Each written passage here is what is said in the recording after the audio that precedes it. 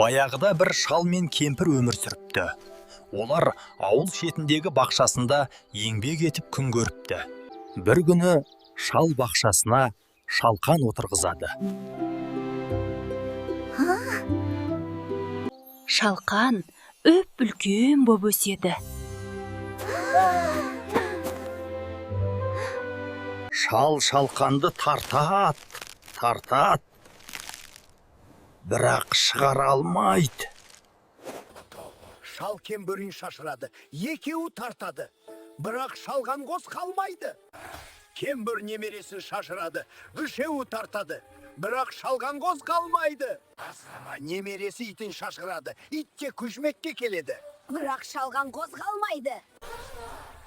Ит мысықты шашырады, мысықта көмекке келеді. Мысық тышқанды шашырады, тышқанда көмекке келеді. Шалқанды суырып барады. Ертегіні тыңдағандарыңызға рахмет. Артайда парақшасына тіркеліңіздерші.